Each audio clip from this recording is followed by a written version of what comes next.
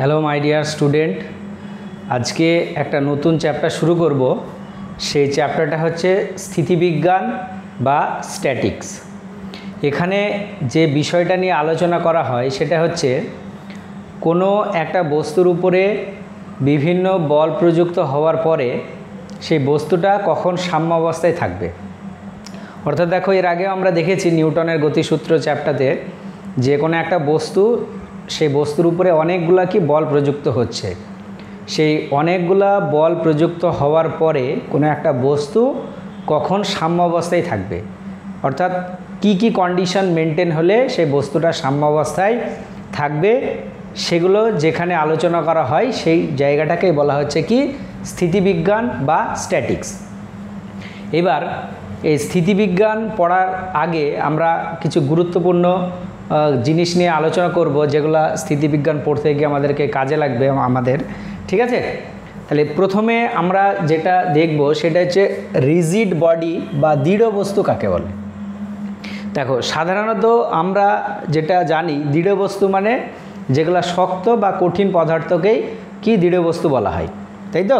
যেমন ধরো একটা বড় পাথর, সেই পাথরটাকে আমরা দৃঢ় বস্তু বা রিজিড বডি কি বলি। তাহলে অবশ্যই শক্ত বস্তু মানে সেটা কি হবে, দৃঢ় বস্তু হবে বা রিজিড বডি হবে। কিন্তু শক্ত বস্তু ছাড়াও তুমি ধরে নাও এখানে একটা বস্তু, এখানে একটা বস্তু, সেই বস্তু দুটো একটা নির্দিষ্ট কি দূরত্বে অবস্থান করছে।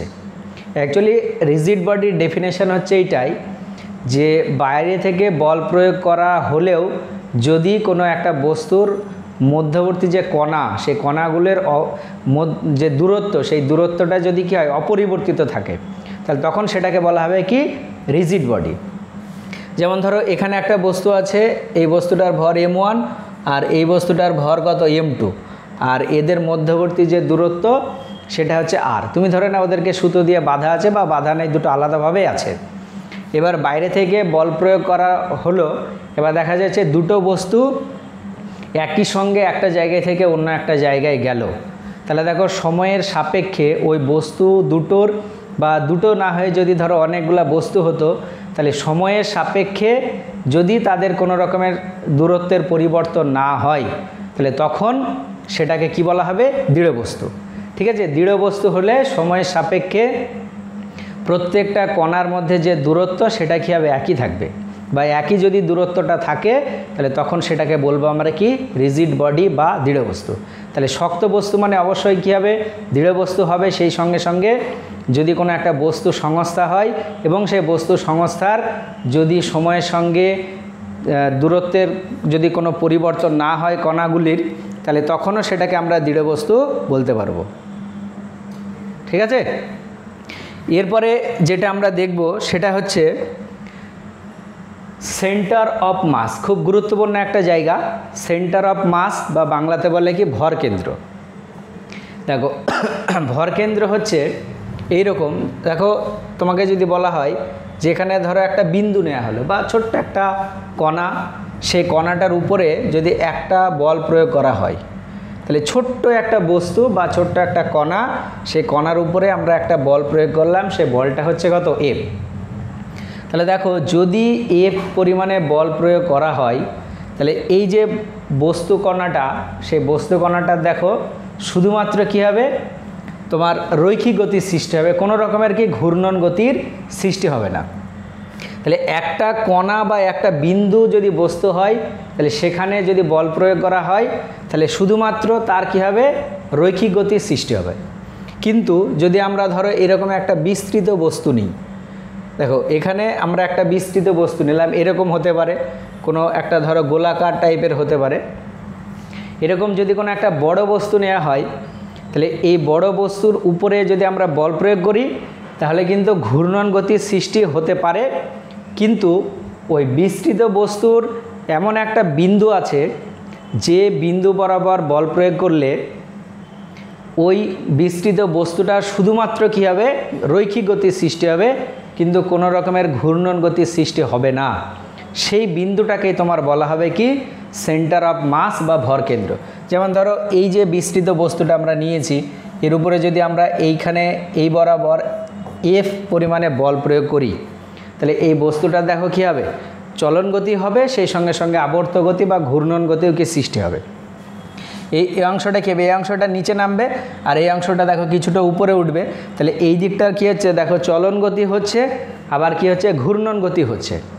কিন্তু এই বস্তুটার এই মিডিল বরাবর যদি একটা বল প্রয়োগ করা হয়, দেখো আমরা এই বরাবর বলটা প্রয়োগ না করে যদি মিডিল বরাবর বলটা প্রয়োগ করি, তাহলে এই বস্তুটার কোনো রকমের আবর্ত গতির সৃষ্টি হবে না, শুধুমাত্র কী হবে, ঘূর্ণন গতির সৃষ্টি হবে।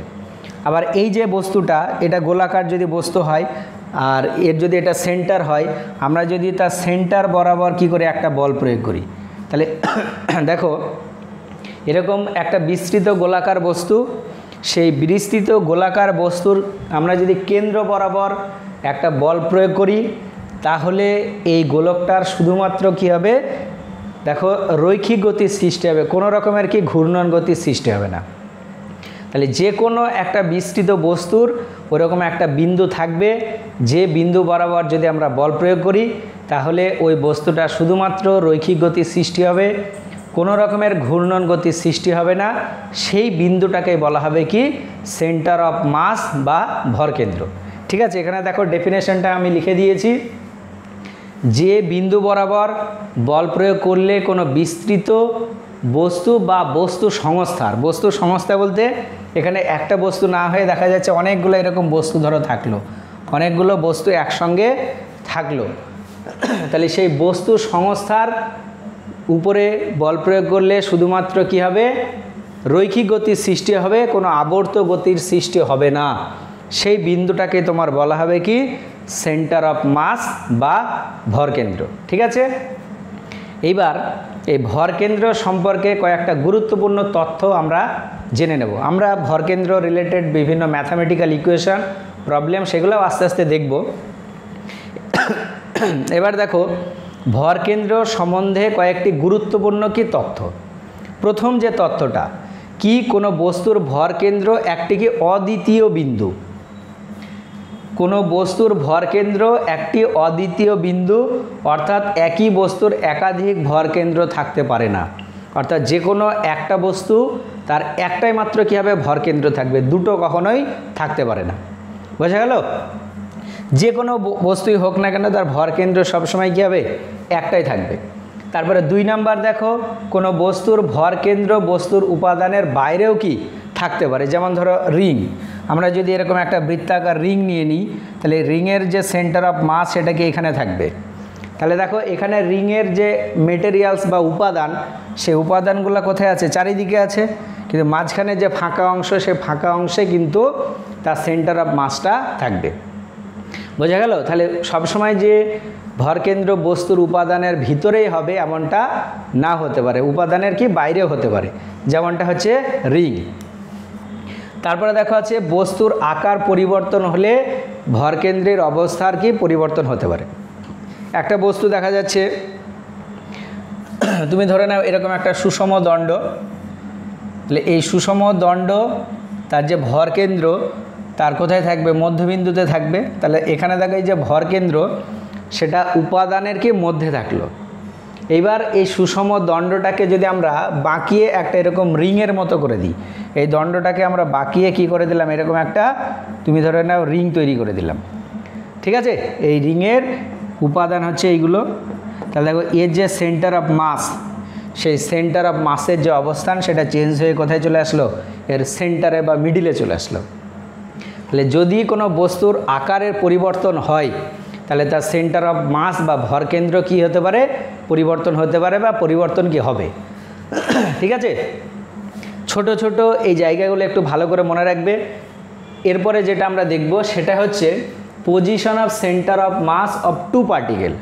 অর্থাৎ দুটো যদি বস্তু থাকে তাহলে তার যে ভরকেন্দ্র, সে ভরকেন্দ্রের অবস্থান কোথায় হবে সেটাই কিন্তু এবার আমরা নির্ণয় করব। ভালো করে দেখো, তোমাকে বলল যে এখানে একটা বস্তু আছে, এই বস্তুটার ভর হচ্ছে m1, আর এখানে একটা বস্তু আছে, এই বস্তুটার ভর হচ্ছে কত, m2।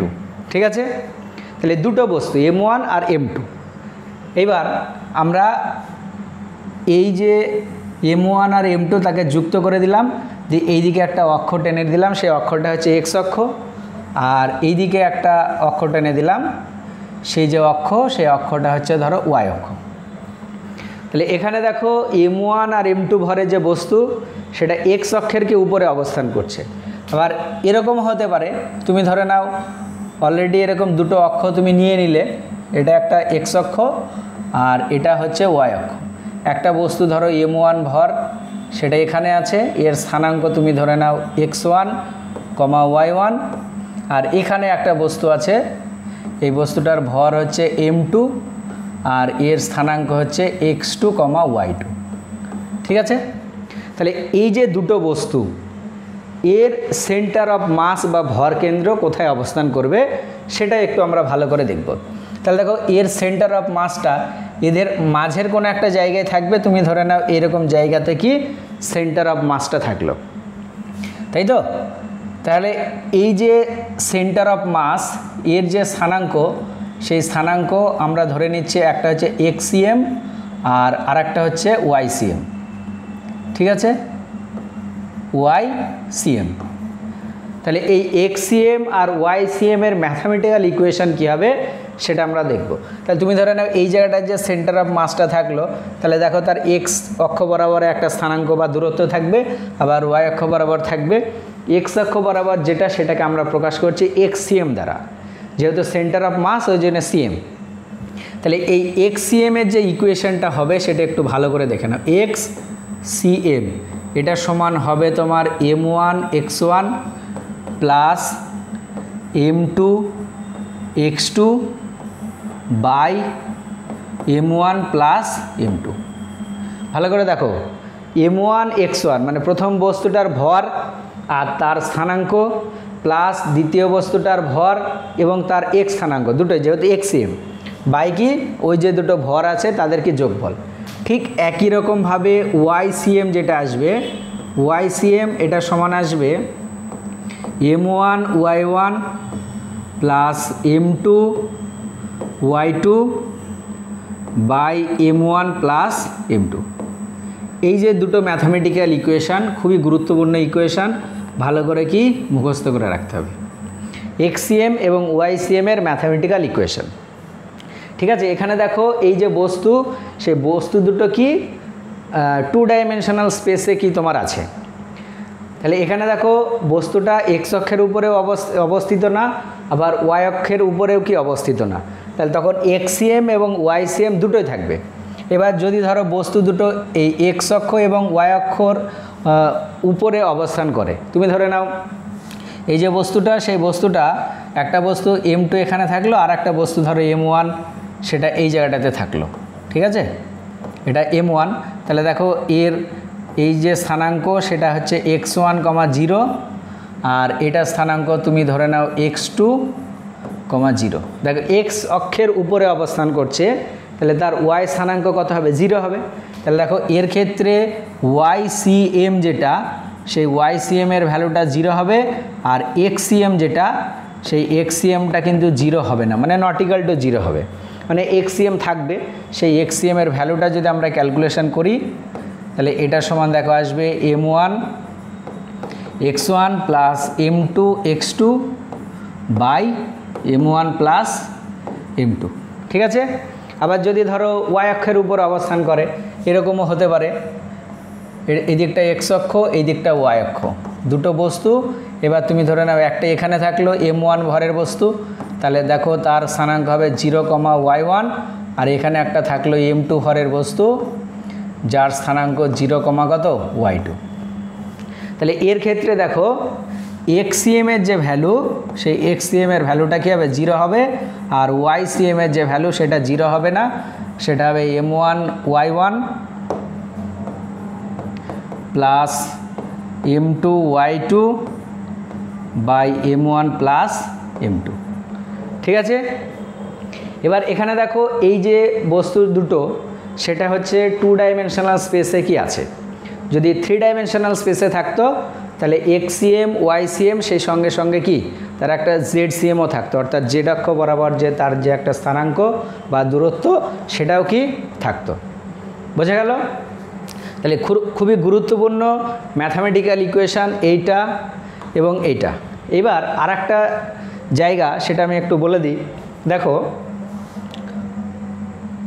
এরকম ধরো একটা কেস, এখানে একটা বস্তু আছে, এই বস্তুটার মাস m1 আর এখানে একটা বস্তু আছে যেটার মাস কত m2। দেখো আমরা কোনো স্থানাঙ্ক এখানে নিচ্ছি না, বা স্থানাঙ্ক নিতে পারে, কোনো অসুবিধা নেই। আমরা ধরে নিচ্ছি এই পার্টিকেল দুটো যেটা আছে তাদের মধ্যে যে দূরত্ব, সেই দূরত্বটা হচ্ছে কত r। এবার এদের সেন্টার অফ মাস যেটা, সেটা এদের মাঝের কোনো একটা জায়গাতে হবে। তুমি ধরে নাও সেন্টার অফ মাসটা এই জায়গাটাতে থাকলো, ঠিক আছে। এবার এখানে আমরা ধরে নিচ্ছি এই সেন্টার অফ মাসটা m1 যে মাস আছে সেখান থেকে r1 দূরত্বে আছে, আর m2 যে ভর বা মাস সেখান থেকে r2 দূরত্বে আছে। দেখো পার্টিকেল দুটোর মধ্যবর্তী দূরত্ব কত r, আর সেন্টার অফ মাস তার পজিশন এইটা। তাহলে সেন্টার অফ মাসটা m1 ভরের যে বস্তু সেখান থেকে r1 দূরত্বে আছে, আর m2 ভরের যে বস্তু সেখান থেকে কতটা দূরে আছে, r2 দূরত্বে। তাহলে এই r1 আর r2-র ম্যাথামেটিক্যাল ইকুয়েশন কী হবে, এটাও কিন্তু গুরুত্বপূর্ণ একটা ম্যাথামেটিক্যাল ইকুয়েশন। তাহলে এটা মনে রাখবে, r1 এটা সমান তোমার আসবে m2 into r by m1 plus m2, আর r2 যেটা, সে r2টা আসবে m1 into r by m1 plus m2। ঠিক আছে, খুবই গুরুত্বপূর্ণ দুটো ম্যাথামেটিক্যাল ইকুয়েশন। দেখো মনে রাখার কৌশল, r1টা হচ্ছে কি m1 ভর থেকে যে দূরত্বটা সেন্টার অফ মাস এর, তাহলে সেটা সমান কি অন্যটার ভর m2 ইন্টু বস্তু দুটোর মধ্যবর্তী দূরত্ব r বাই কি বস্তু দুটোর ভরের যোগফল। ঠিক একই রকমভাবে দেখো এই r2টা হচ্ছে m2 থেকে দূরত্ব, তাহলে সেটা সমান কি আসলো m1 ইন্টু ওই বস্তু দুটোর মধ্যবর্তী দূরত্ব বাইকে বস্তু দুটোর মধ্যের বস্তু দুটোর মোট ভর। তাহলে এই ইকুয়েশান খুবই গুরুত্বপূর্ণ দুটো ম্যাথামেটিক্যাল ইকুয়েশান। ভালো করে কিন্তু কী করতে হবে, মুখস্থ করে রাখতে হবে, কারণ যখন আমরা প্রবলেম করব তখন সরাসরি এই ম্যাথামেটিক্যাল ইকুয়েশানে বসিয়ে দিলেই কিন্তু হয়ে যাবে। ঠিক আছে, এবার এখান থেকে কীরকম টাইপের প্রবলেম আসে সেটা একটু আমরা ভালো করে দেখব। দেখো এখানে আমি একটা প্রবলেম লিখেছি, কি আছে, 2 bodies of masses 1 kg and 2 kg are located at 1,2 and -1,3 respectively. Calculate the coordinate the center of mass. তাহলে এটা প্রবলেম নাম্বার 1। তাহলে সেন্টার অফ মাসটাকে আমরা ক্যালকুলেশন করব। তাহলে যদি এটার আমরা ছবি আঁকি, তাহলে ছবিটা অনেকটা দেখো এরকম টাইপের হবে। এটা ধরো এক্স অ্যাক্সিস আর এটা হচ্ছে ওয়াই অ্যাক্সিস, ঠিক আছে।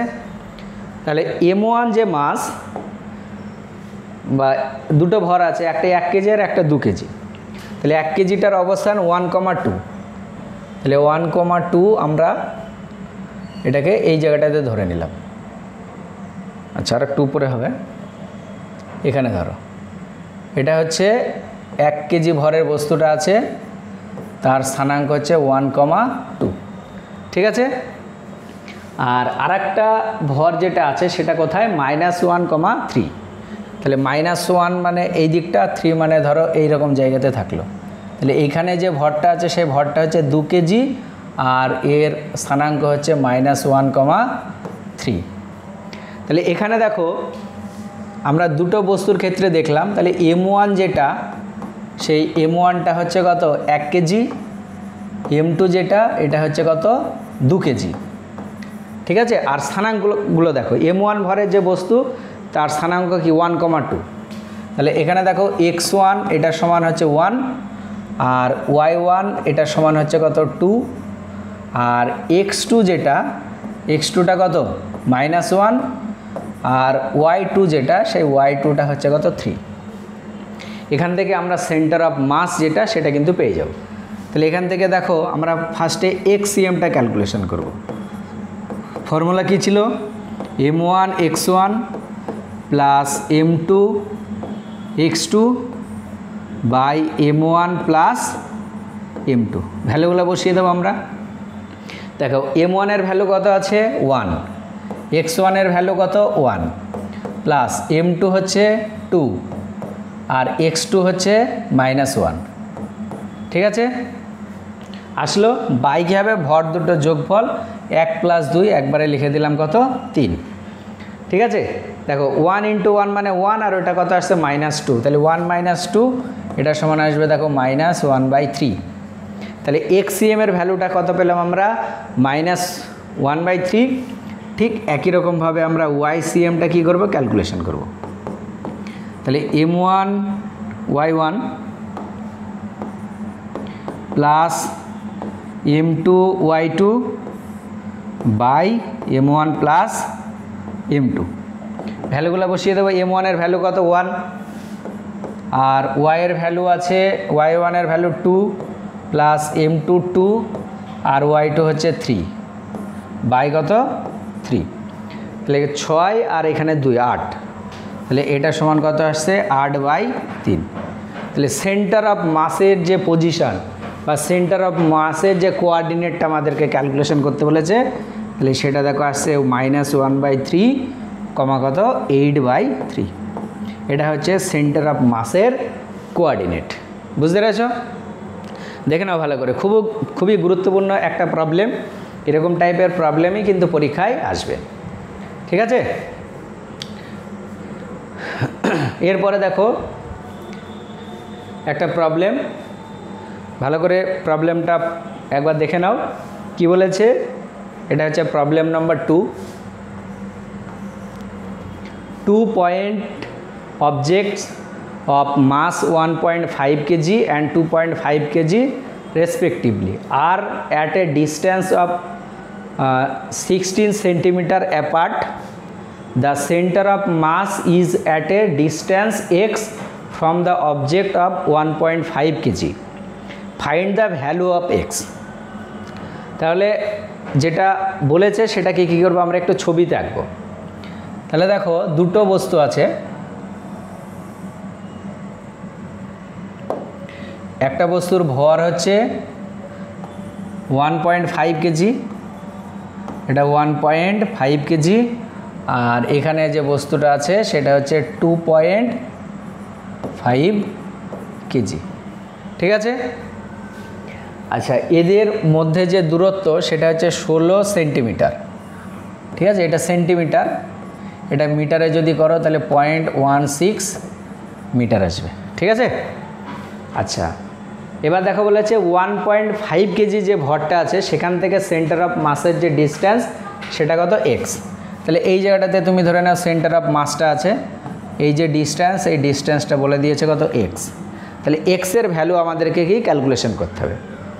একটু আগে আমরা দেখলাম যে দুটো বস্তু তারা যদি আর দূরত্বে থাকে, আর m1 ভরের যে বস্তু সেখান থেকে r1 দূরত্বে যদি সেন্টার অফ মাস থাকে, তার ফর্মুলা আমরা দেখলাম।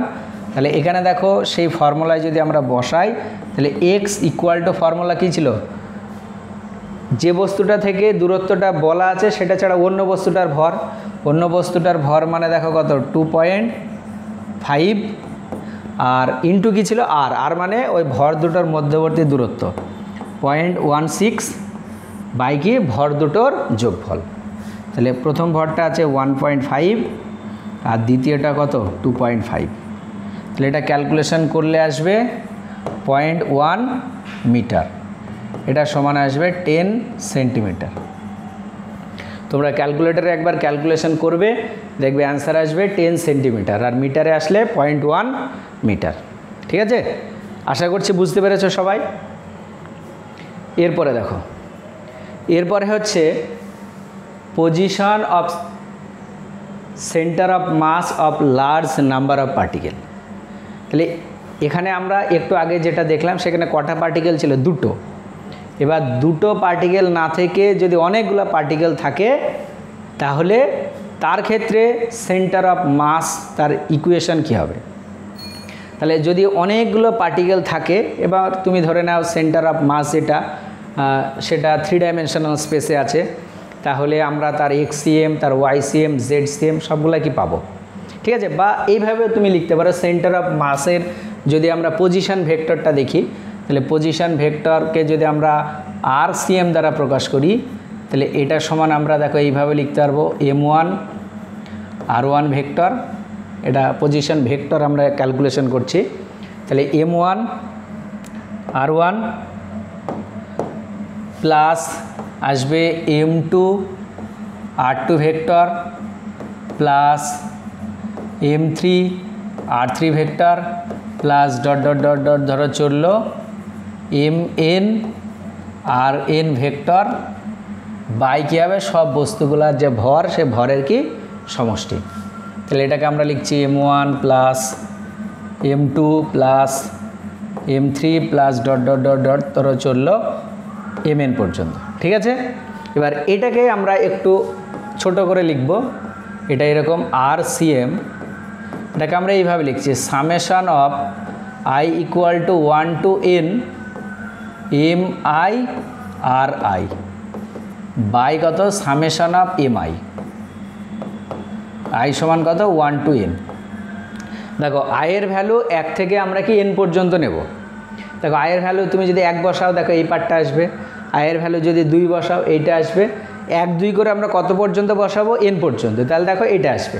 এবার এটাকে আমরা আরেকটু এইভাবে লিখতে পারবো RCM, এটাকে এইভাবে লিখছি summation of i equal to 1 to n mi ri vector by কি বড় হাতের m, যেখানে এই summation of i equal to 1 to n mi এটাকে আমরা ধরে নিচ্ছি টোটাল মাস m। ঠিক আছে, এটা একটা আসে পজিশন ভেক্টরের রেসপেক্টে। এবার যদি ধরে নাও 3 ডাইমেনশনাল স্পেসে অনেকগুলো পার্টিকেল থাকলো, তাহলে তার আমরা এক্সসিএম পাবো, ওয়াইসিএম পাবো, আবার জেডসিএমও পাবো। তাহলে সেগুলোকে যদি লিখি, তাহলে দেখো এক্সসিএম এটাকে আমরা এইভাবে লিখতে পারবো m1 x1 plus m2 x2 plus m3 x3 যতগুলো ধরো থাকবে দিয়ে দেবো dot dot dot mn xn by নিচে কী হবে m1 plus m2 plus m3 plus dot dot dot ধরো চললো mn পর্যন্ত। এটাকেও আমরা দেখো এইভাবে কিন্তু শর্টে লিখতে পারি। তাহলে xcm এটার সমান আমরা এইভাবে লিখছি সামেশন অফ mi আর mi এটা কী হবে xi বাই কী হবে বড় হাতের m। এখানে i এর ভ্যালু কত, i এর ভ্যালু 1 থেকে n পর্যন্ত চলবে। ঠিক একই রকমভাবে ycm এটা ইকুয়াল টু আসবে summation of mi yi by কি বড় হাতের m, আর zcm হবে summation of mi zi by কত বড় হাতের m। যদি 3 ডাইমেনশনাল স্পেসে হয় তাহলে তখন zcmটাও থাকবে। এবার যদি ধরো অনেকগুলো পার্টিকেল x অক্ষের উপরে অবস্থান করছে, তাহলে তখন তার ycm আর zcm কী হবে 0 হবে। যদি y অক্ষের উপরে অবস্থান করে তাহলে তখন xcm আর zcmটা কী হবে 0 হবে। যদি z অক্ষের উপরে অবস্থান করে তাহলে নিশ্চয়ই বুঝতে পারছো xcm আর ycm এর ভ্যালুটা কী হবে 0 হবে। ঠিক আছে, এই হচ্ছে কন্ডিশন। ঠিক আছে, তাহলে এটা হচ্ছে position of centre of mass of large number of particle. তাহলে মোর দ্যান 2 যদি পার্টিকেল থাকে বা 2 এর অধিক যদি পার্টিকেল থাকে তাহলে তখন কিন্তু আমরা এই ফর্মুলাতে কি সেন্টার অফ মাসটা ক্যালকুলেশন করব। ঠিক আছে, এবার এখান থেকে কয়েকটা ম্যাথামেটিক্যাল প্রবলেম আমি একটু করব।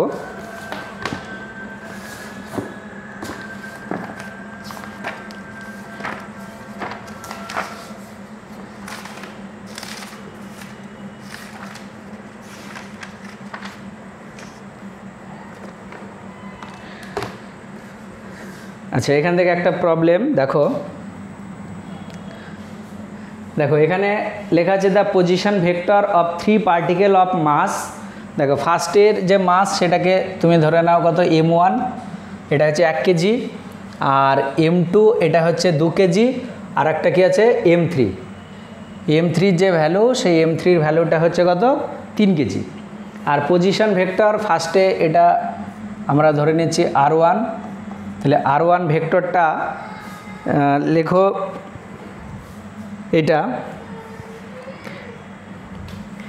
হচ্ছে i cap plus 4j cap plus k cap এত মিটার। আর এটা হচ্ছে r2 ভেক্টর, এটা হচ্ছে i cap plus j cap plus k cap metre, ঠিক আছে। আর একটা হচ্ছে r3 যে ভেক্টর, r3 ভেক্টর সমান হচ্ছে 2i cap minus j cap minus 2k cap অত মিটার।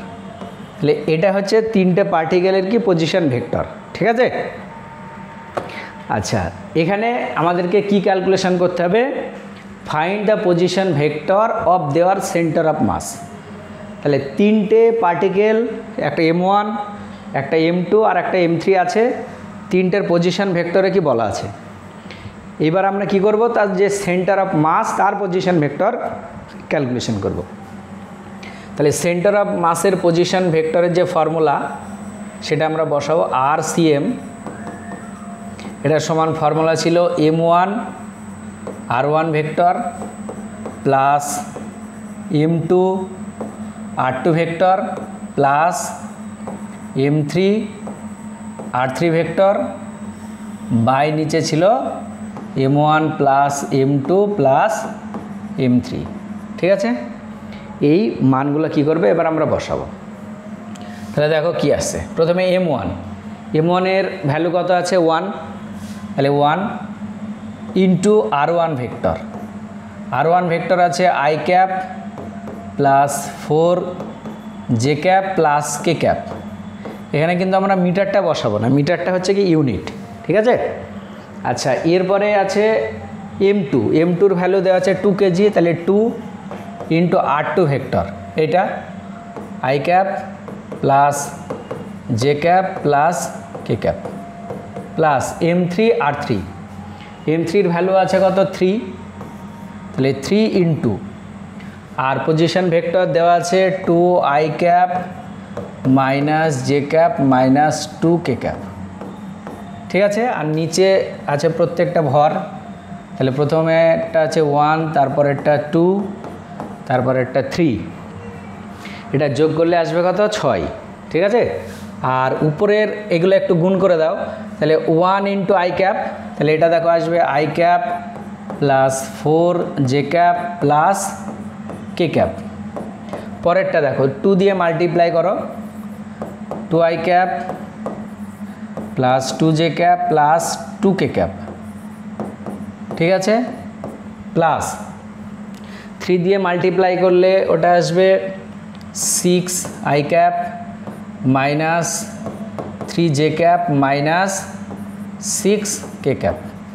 আর নিচে যেটা আছে সেটা হচ্ছে কত? 6, ওকে। আচ্ছা, তারপর i ক্যাপ কটা আছে? এখানে একটা, এখানে দুটো, তিনটে, আর এখানে আছে কটা? 6টা। 6 আর 3 9, তাহলে 9i ক্যাপ। j ক্যাপ দেখো এখানে 4টে আর এখানে দুটো, 6টা, আর ওখানে 3টে বিয়োগ, তাহলে 6 মাইনাস 3 মানে 3, তাহলে 3j ক্যাপ। k ক্যাপ দেখো এখানে একটা, এখানে দুটো, 3টে, আর ওখানে আছে মাইনাস 6, তাহলে এটা আসছে মাইনাস 3k ক্যাপ বাই কত? 6। এটাকে এইভাবে লেখো, তাহলে 9/6, তাহলে এটা আসবে দেখো 3/2i cap plus 1/2j cap minus 1/2k cap. তাহলে এটাই হচ্ছে সেন্টার অফ মাসের পজিশন ভেক্টর, এটাই অ্যান্সার, ঠিক আছে। তাহলে ফর্মুলায় দেখো মনে রাখলে এবং ফর্মুলাতে ঠিকঠাক ভ্যালুগুলো বসালেই কিন্তু অ্যান্সার চলে আসবে, বুঝতে পেরেছো? খুবই গুরুত্বপূর্ণ একটা ম্যাথামেটিক্যাল প্রবলেম। আচ্ছা, এরপরে দেখো এখানে আর একটা প্রবলেম আছে। কি বলেছে? 4 particle of mass 1 kg, 2 kg, 3 kg and 4 kg are placed at the 4 vertices A, B, C and D of a square of side 2 meter. Find the position of centre of mass of the particle. তাহলে একটা কি বলেছে square, তাহলে আমরা একটা square নিয়ে নিচ্ছি। এটা একটা দেখো স্কোয়ার, তার চারটে কি আছে পয়েন্ট আছে, সেখানে চারটে পয়েন্টে চারটে মাস আছে। তাহলে এটাকে আমরা ধরে নিচ্ছি এটা এ, এটা বি, এটা সি, আর এটাকে আমরা ধরে নিচ্ছি ডি। তাহলে এতে যে মাসটা আছে 1 কেজি, তাহলে এখানে একটা মাস আছে, সেই মাসটা হচ্ছে 1 কেজি। এখানে যে মাসটা আছে সেটা হচ্ছে 2 কেজি। এখানে যেটা আছে এটা হচ্ছে 3 কেজি, আর এখানে যেটা আছে সেটা হচ্ছে 4 কেজি। ঠিক আছে? আচ্ছা, তাদের পজিশন আমরা ক্যালকুলেশন করব কার, সেন্টার অফ মাসের। এই দিকটাকে আমরা ধরে নিলাম ধরো এক্স অ্যাক্সিস, আর এই দিকটাকে ধরে নিচ্ছি কি ওয়াই অ্যাক্সিস। তাহলে দেখো এর এক্সিএমও থাকবে, ওয়াই সিএমও থাকবে। দেখো এটা যদি এক্স অ্যাক্সিস হয় আর এটা যদি ওয়াই অ্যাক্সিস হয়, আরেকটাও দেখো বলে দিয়েছে প্রত্যেকটা বাহুর দৈর্ঘ্য হচ্ছে কত, 2 মিটার। প্রত্যেকটা বাহুর দৈর্ঘ্য 2 মিটার, এটাও আমরা লিখে দিলাম। ঠিক আছে? তাহলে দেখো এই যে মাসটা আছে M1, এটাকে তুমি ধরে নাও, এই পয়েন্টে যেটা আছে 1 কেজি, তার পজিশন দেখো বা স্থানাঙ্ক হবে 0,0। এটা দেখো আসবে 2,0। এটার কত আসবে, এটা দেখো নিশ্চয়ই বুঝতে পারছো তোমরা 2,2, আর এটার আসবে 0,2। তাহলে দেখো এটা হচ্ছে M1, এটা M2, এটা M3, এটা M4। তাহলে এখানে দেখো x1 এর ভ্যালু 0, x2 এটা M2, তাহলে এর পজিশানটা কি হবে x2, y2। তাহলে x2 এর ভ্যালু 2 আর y2 0। এটা x3, y3 2 2 আসবে, আর এটা x4, y4। তাহলে x4 এর ভ্যালু দেখো এখানে কত, 0। তাহলে আমরা ফার্স্টে xcmটা ক্যালকুলেশন করব। তাহলে xcm এটা ফর্মুলা আমরা জানি m1 x1 plus m2 x2 plus m3 x3 plus m4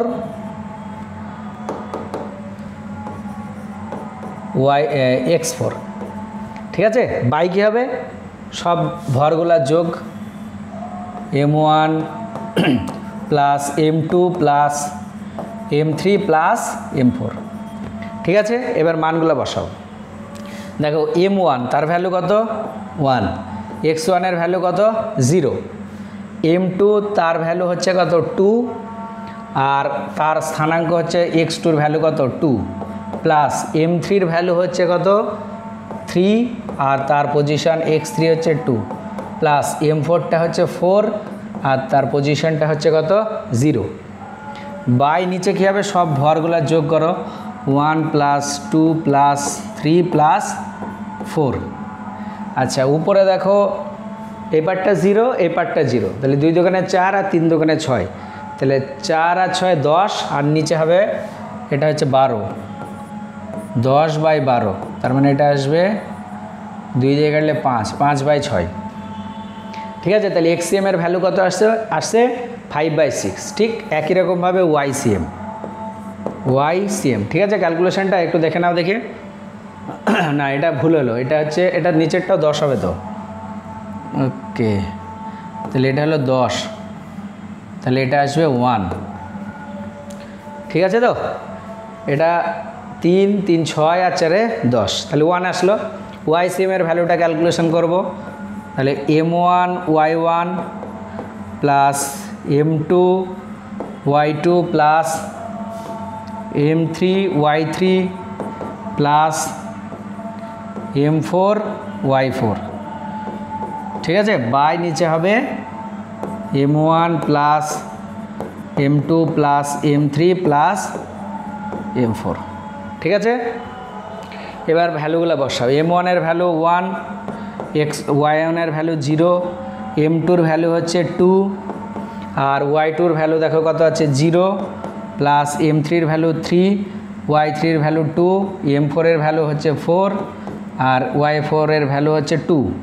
by নিচে যেটা যোগ করে আমরা একটু আগে দেখলাম 10, এখানে 10ই হবে। তাহলে এটা হচ্ছে 3 দোকানে 6, 6 আর ওখানে 4 দোকানে 8, 14/10।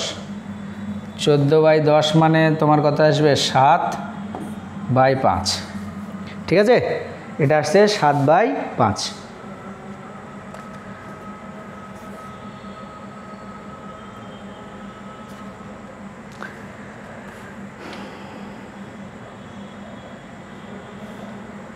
দেখে নাও, এটা হচ্ছে উত্তর এইটার।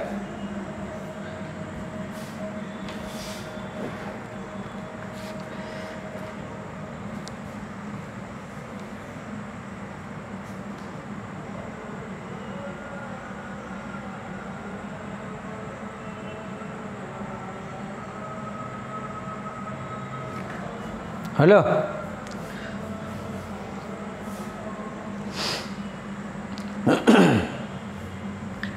আচ্ছা, এরপরে যে প্রবলেমটা আমরা দেখব, দেখো কি আছে, 3 পয়েন্ট মাসেস এম। আচ্ছা, এটাকে তুমি লেখো M1, এটা হচ্ছে M1, এটা হচ্ছে M2, আর এটা হচ্ছে M3।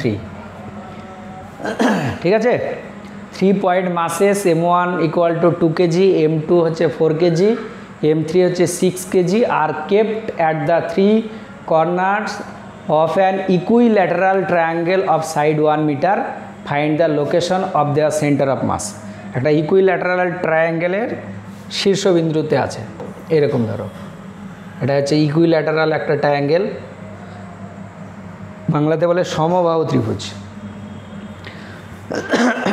ঠিক আছে, তাহলে এখানে তুমি ধরে নাও আছে M1 ভরের বস্তুটা, এটা M1, এটার ভ্যালু কত বলা আছে 2 কেজি, আর এখানে আছে তুমি ধরে নাও M2, এটা দেওয়া আছে দেখো 4 কেজি, আর এখানে আছে M3, এটা = 6 কেজি, আর প্রত্যেকটা বাহুর দৈর্ঘ্য হচ্ছে কত 1 মিটার। ঠিক আছে, প্রত্যেকটা বাহুর দৈর্ঘ্য 1 মিটার। আচ্ছা, এর আমাদেরকে সেন্টার অফ মাসের পজিশন কি ক্যালকুলেশন করতে হবে। তাহলে এই দিকটাকে আমরা ধরে নিচ্ছি x অক্ষ, আর এখান থেকে একটা টেনে দিলাম, দিয়ে এটাকে ধরে নিলাম কি y অক্ষ। ঠিক আছে, তাহলে এবার যদি আমরা স্থানাঙ্কগুলোকে দেখি, তাহলে দেখো এর স্থানাঙ্ক হবে 0,0, আর এরটা আসবে কত 1,0, কারণ দেখো এই দূরত্বটা কত বলেছে 1, আর এটা স্থানাঙ্ক কত হবে, দেখো এটা এই বরাবর যদি যাই তাহলে x এর ভ্যালু দেখো কত আসবে, এই যে 1 মিটার আছে তার কি মিডিলে, তাহলে এটা দেখো আসবে 0.5 বা হাফ কমা, আর y এর ভ্যালু দেখো আসবে এইটা, এটা কি, এটা দেখো একটা সমবাহু যে ত্রিভুজ তার হচ্ছে উচ্চতা। তাহলে সমবাহু ত্রিভুজের উচ্চতার একটা ফর্মুলা আছে, এটা ভালো করে মনে রাখবে। সমবাহু ত্রিভুজের উচ্চতা, এটা সমান হচ্ছে √3/2 ইন্টু বাহু। তাহলে এখানে দেখো বাহু যে মান, সে মানটা কত 1 আছে, তাহলে এটা দেখো আলটিমেট কত আসবে √3/2 আসবে। এবার দেখো আমরা পেয়ে যাব, তাহলে XCM প্রথমে আমরা ক্যালকুলেশন করব। XCM এটা = ফর্মুলা আমরা জানি M1 x1 plus M2 x2 plus M3 x3 by নিচে হবে M1 plus M2 plus M3। আচ্ছা, M1 এর ভ্যালু এখানে কত আছে 2 বসিয়ে দিলাম, x1 এর ভ্যালু 0, M2 এর ভ্যালু হচ্ছে কত 4, আর x2 এর ভ্যালু 1, আর M3 এর ভ্যালু হচ্ছে 6, আর ওটা 0.5, এটাকে হাফ লিখে দিচ্ছে। ঠিক আছে, বাই নিচে কী হবে, ভরগুলোর সব যোগফল, তাহলে 2 + 4 + 6 কত আসছে দেখো, এটা 0, এটা কাটলে কত আসবে 3, 4 আর 3 7, তাহলে উপরে আসছে 7, আর নিচেরটা হবে 12, তাহলে এটা কত আসছে 7/12। ঠিক আছে, ঠিক একই রকমভাবে YCM ফর্মুলা হচ্ছে m1y1 plus m2y2 plus m3y3 by নিচে m1 plus m2 plus m3। দেখো কি আসছে, প্রথমে m1 এর ভ্যালু 2, y1 এর ভ্যালু 0, m2 এর ভ্যালু হচ্ছে 4, y2 এর ভ্যালু 0, m3 হচ্ছে কত 6, আর এটা হচ্ছে √3 বাই কত 2, আর নিচের ওটা ক্যালকুলেশন করে কত এসছে 12। ঠিক আছে, দেখো প্রথমে এই পার্টটা তো 0 হয়ে গেল, এটা কেটে দিলে কত 3 আসছে। ঠিক আছে, এটা 0, তাহলে 3√3 বাই কত 12, তাহলে এটা আসছে 3√3 বাই 12, এটাকে আবার কাটো 4, তাহলে এটা সমান হবে √3 বাই কত 4, এটা উত্তর। তাহলে এখানে ওই লোকেশনটা দেখো আসবে সেন্টার অফ মাসের 7/12, √3/4, এটা ঠিক আছে। দেখে নাও একবার। আর আরেকটা বলে দিই, দেখো এখানে একটা ইকুইল্যাটারাল ট্রায়াঙ্গেলের 3টে শীর্ষবিন্দুতে তোমার 3টে ভরকে রাখতে বলেছে। দেখো m1টাকে আমরা এখানে রাখলাম, m2টাকে এখানে, m3টাকে এখানে। তুমি যদি এই ভরগুলার পজিশনকে চেঞ্জ করে দাও তাহলে কিন্তু সেন্টার অফ মাসের যে পজিশন সেটা কিন্তু চেঞ্জ হয়ে যাবে। ঠিক আছে, সেন্টার অফ মাসের পজিশনটা চেঞ্জ হবে যদি আমরা ভরগুলোকে উল্টোভাবে বসাই। এখানে ধরো m1টা ধরলে এটা m2 আর এটা m3, তাহলে তখন কিন্তু সেন্টার অফ মাসের পজিশন সেটা আলাদা হবে। ঠিক আছে, দেখো এর আগে যে প্রবলেমটা আমরা করেছিলাম, এখানে এটাকে এ ধরেছিলাম, এটা বি, এটা সি, এটা ডি। কেউ যদি এটা এ, এটা বি, এটা সি, এটা ডি ধরে, তাহলে কিন্তু সেন্টার অফ মাসের যে পজিশন সেটা কিন্তু কী হয়ে যাবে, চেঞ্জ হয়ে যাবে। এটা ভালো করে মাথায় রাখবে। তাহলে কোশ্চেনে যদি কোনো একটা প্রবলেমের ছবি দেওয়া থাকে তাহলে তোমাকে কিন্তু সেইভাবেই করতে হবে। যদি এখানে দেখো পার্টিকুলার যদি বলে দেয়নি যে 4টে শীর্ষবিন্দু বলে দিয়েছে ABCD, এবার যেহেতু ছবি দেয়নি তাহলে আমরা ছবিটা যে কোনো রকমভাবে আঁকতে পারি। তাহলে কিন্তু সেন্টার অফ মাসের যে পজিশান বিভিন্ন রকমভাবে আঁকলে কিন্তু বিভিন্ন রকমের হবে। আমরা এর আগেও দেখেছিলাম, যদি কোনো একটা বস্তুর যে শেপ, সেই শেপটা চেঞ্জ হয় তাহলে সেন্টার অফ মাসটা কী হবে, আলাদা হবে। আবার এখানে যদি তোমার এইরকম হয়, বস্তুর ভরের মানে বস্তুগুলোর অবস্থানকে যদি আমরা পরিবর্তন করে দিই তাহলে সেন্টার অফ মাসটাও কী হবে, চেঞ্জ হয়ে যাবে। ঠিক আছে।